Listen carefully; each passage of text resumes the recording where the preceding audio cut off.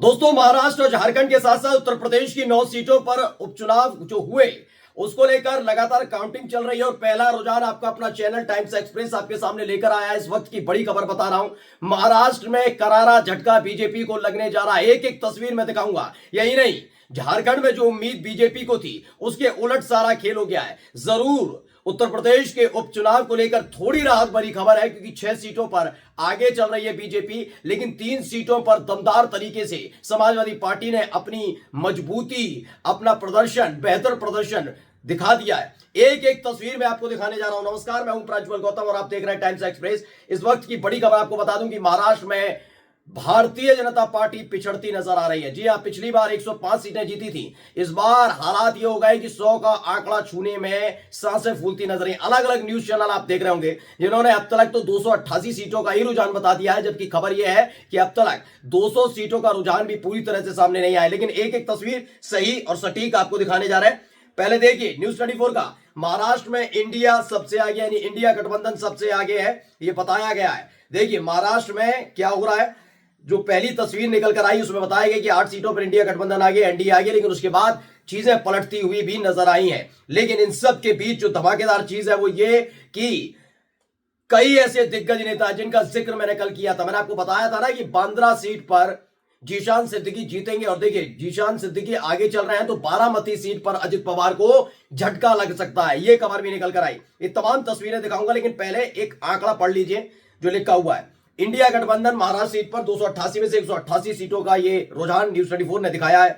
81 सीटों पर इंडिया गठबंधन आगे है। एनडीए अभी 102 सीटों पर आगे है। यानी अगर दोनों के फासले को देख लिया जाए तो 21 सीटों का फासला है, जो बहुत जल्द पूरा होने जा रहा है, क्योंकि अभी ये शुरुआती रुझान है, वक्त ज्यादा हुआ नहीं है। अभी तकरीबन 3 बजे तक तस्वीर साफ होगी और ये तस्वीर पलटती नजर आएगी। लेकिन सबसे दिलचस्प बात यह है कि झारखंड में सपना था सरकार बनाएंगे।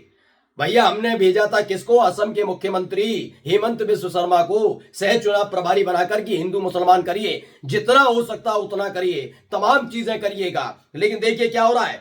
इंडिया 41 सीटों पर आगे चल रही है। 75 सीटों का अब तक रुझान आया है। 81 में से 75 सीटें और देख लिए जाए तो भी मानकर चलिए इंडिया गठबंधन इसी पर रहता है, 41 सीटों पर भी रहता है, मानकर चलिए एग्जाम्पल के तौर पर।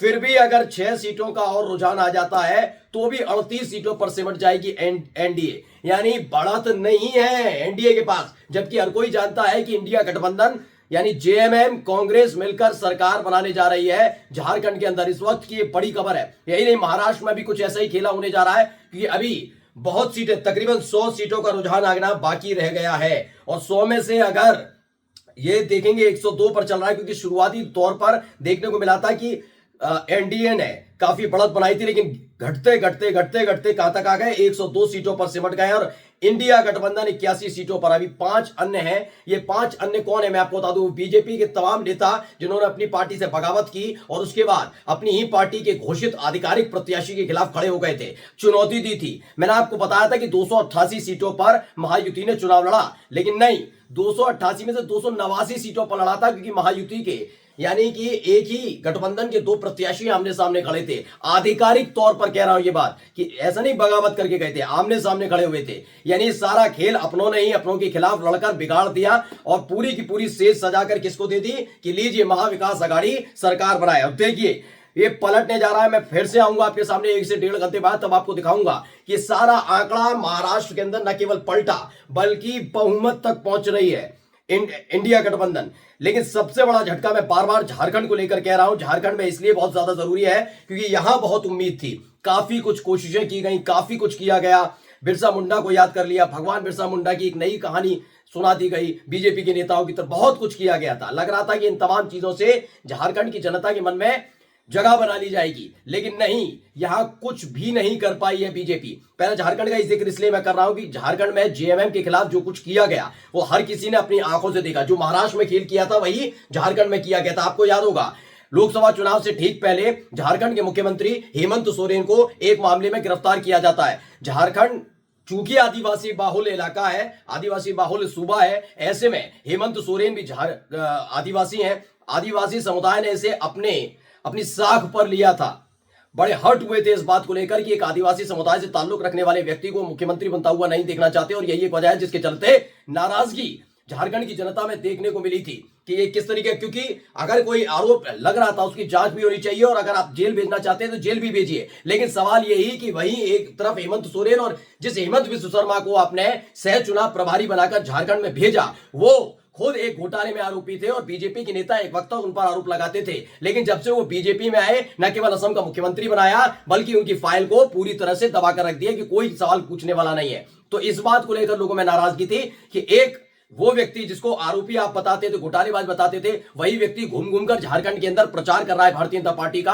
और एक ऐसा व्यक्ति जो आदिवासी समुदाय से ताल्लुक रखता है, उसे सिर्फ इसलिए जेल की सलाखों में ठूस दिया गया क्योंकि उसने आपके सामने घुटने नहीं टेके। मैं अब भी बता रहा हूं कि हेमंत सोरेन को जेल भेजने का खामियाजा झारखंड में बीजेपी भुगतने जा रही है। झारखंड में आदिवासियों में सबसे ज्यादा नाराजगी इसी घटना को लेकर थी। और जब कोई राज्य किसी समुदाय का बाहुल्य होता है, यानी कि उस जाति के, उस समुदाय के लोग सबसे ज्यादा निर्णायक स्थिति में होते हैं किसी राज्य में, तो उनको मनाना, उनसे पार पाना बड़ा मुश्किल हो जाता है। और यही झारखंड में बीजेपी के साथ होने जा रहा है। मैं ये नहीं कह रहा कि बीजेपी का सुपड़ा साफ होगा झारखंड में, लेकिन बहुमत से कोसों दूर रहने वाली कितनी सीटें हैं? 81 सीटें चाहिए, कितनी? 41 सीटें।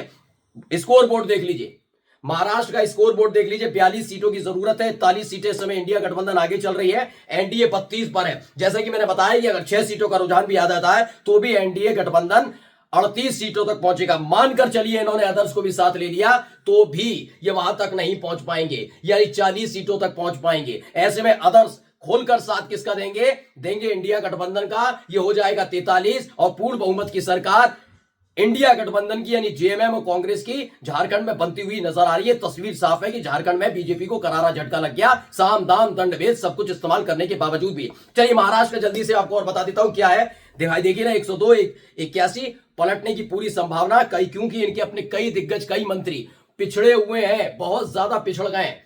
ये हालात पैदा हो गए, शुरुआती रुझान में उनके हालात खराब हो गए हैं, पिछड़ते हुए नजर आ रहे हैं। अब आइए उत्तर प्रदेश के उपचुनाव, जरूर 6 सीटों पर भारतीय जनता पार्टी आगे चल रही है, 3 सीटों पर समाजवादी पार्टी आगे है, लेकिन माना जा रहा है ये आंकड़ा समाजवादी पार्टी का 7 से 8 तक पहुंचेगा। और कोई हैरान करने वाली बात नहीं है कि 9 की 9 सीटें समाजवादी पार्टी के खाते में चली जाए, क्योंकि जो जीत का आंकड़ा होता है ना, जीत का जो अंतर है दोनों के बीच, प्रत्याशियों के बीच का, कि लड़ाई किसी बीएसपी के बीच की नहीं है, किसी और राजनीतिक दल के बीच की नहीं है, निर्दलियों का कोई वजूद नहीं है ज्यादा कि वो जीत की तरफ बढ़ रहे हो।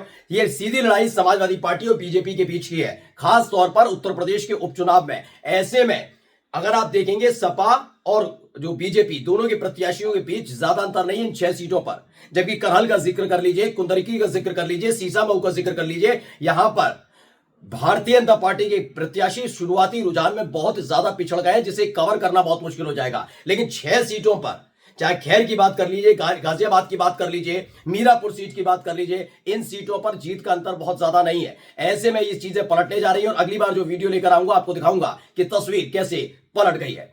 नमस्कार।